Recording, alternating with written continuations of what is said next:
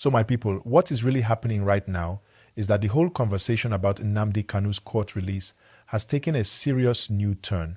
Many people were celebrating last week, thinking the case was moving fast, that maybe the court would finally let him go, but now there's a twist.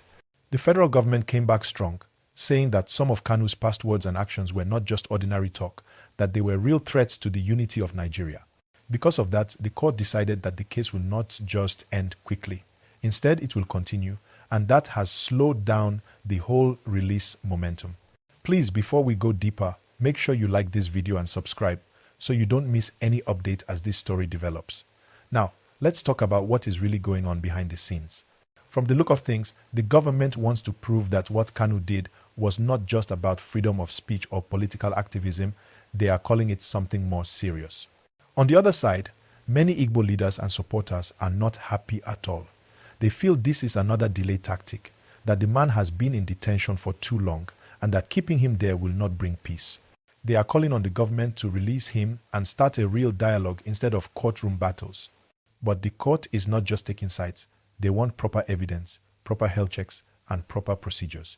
The judge even ordered that the Nigerian Medical Association should verify Kanu's health situation to confirm if he is truly fine or not.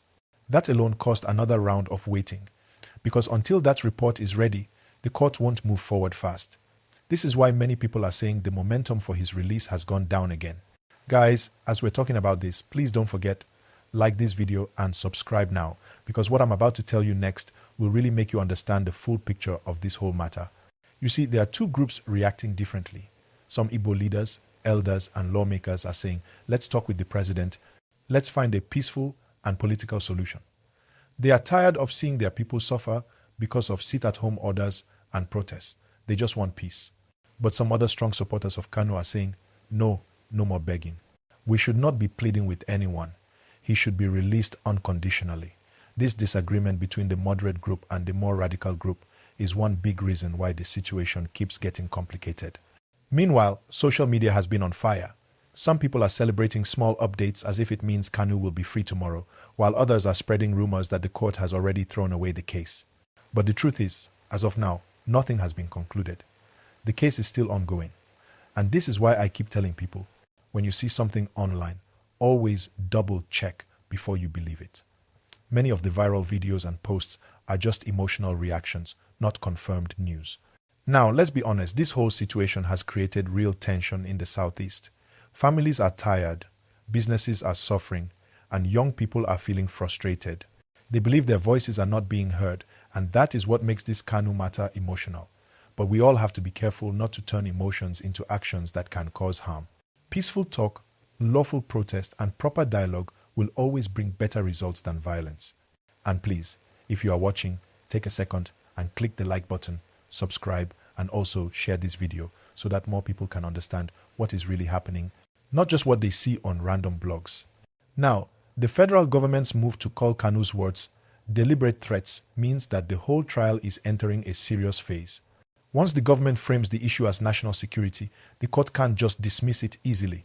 They have to examine every statement, every recording, and every evidence. That process alone can take months. So for anyone hoping for a quick release, it might take longer than expected. But there is still hope. Many political voices are quietly trying to see if they can reach some kind of understanding. Some say they are discussing ways to handle the case politically, not just legally.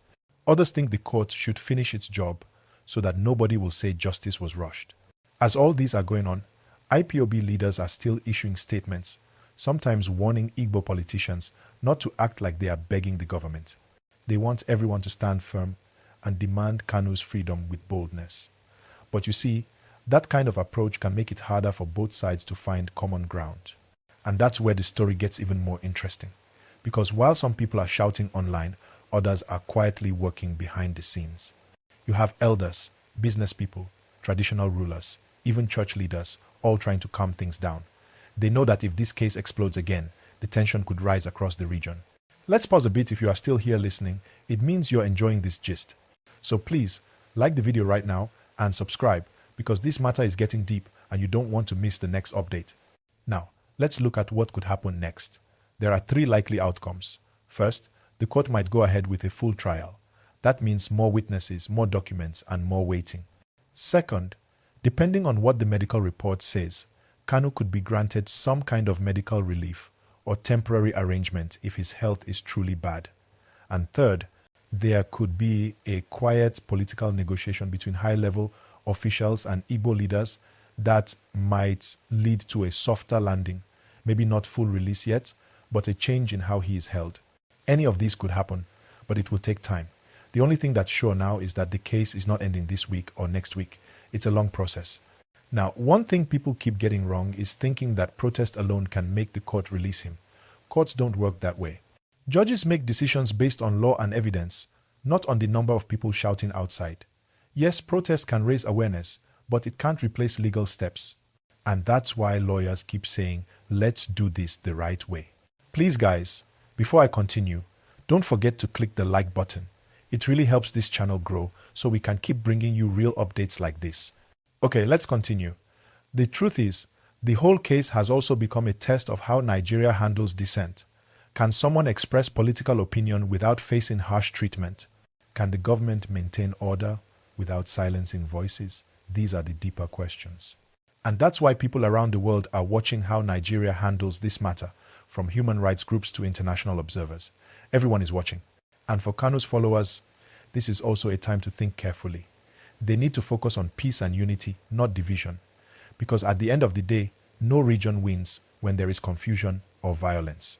We all need a stable country. So, as we keep watching the legal side, we also have to keep pushing for dialogue. We have to ask both the government and Igbo leaders to sit down and find a peaceful solution. If everyone keeps pointing fingers, nothing will move forward. Now, let's talk about the mood among ordinary people. Some are hopeful, saying at least the case is moving, even if slowly. Others are tired, saying they have heard the same story for too long. But what is clear is that people are paying attention now more than ever. And that attention means pressure. It means the government knows people are watching. That's why, even if the process is slow, you should not give up following it. Every court hearing, every statement matters. And we'll always bring you updates here, so please subscribe now if you haven't already. Now, as we wrap this part of the gist, let's remember something important. Real peace doesn't come from shouting, it comes from understanding. The Kanu case is a big national issue, but how we react to it will determine if it brings healing or more division. So let's stay calm, keep talking, and keep watching. So here's the fresh twist. Joe Igbokwe, a prominent political figure, has publicly addressed Omoyele Sowore and others, making a strong statement. Run away from Nnamdi Kanu, he's a Southeast problem. In other words, Igbokwe is warning people not to align too closely with Kanu's cause, implying that the fallout and consequences might affect the entire region, especially the Southeast. That statement stirs things up in several ways. It signals that not all political actors, even outside the Southeast, are ready to rally behind Kanu. Some are wary of what his movement could mean, especially if tensions escalate. It also suggests that some voices are trying to distance themselves from the risk of being associated with what the government may treat as extremist or destabilizing. And politically, it's a warning shot cautioning activists, regional voices, and even national figures to tread carefully in how loudly they support Kanu. This kind of message can have ripple effects. For one, it could discourage some moderate politicians from publicly supporting Kanu because they don't want to be branded troublemakers or targets. Second, for the average person in the Southeast, hearing a voice like Igbokwe's could create divisions. Should I back Kanu boldly or stay cautious? And that division is something IPOB and Kanu supporters will want to manage carefully. So, now we have more layers. Beyond the court, beyond dialogues, beyond protests, there's a narrative war. Political voices are staking positions, warning others, and shaping public sentiment. That's something you need to watch, because public opinion can affect pressure on the courts, influence security responses, and even affect how the government frames its next move.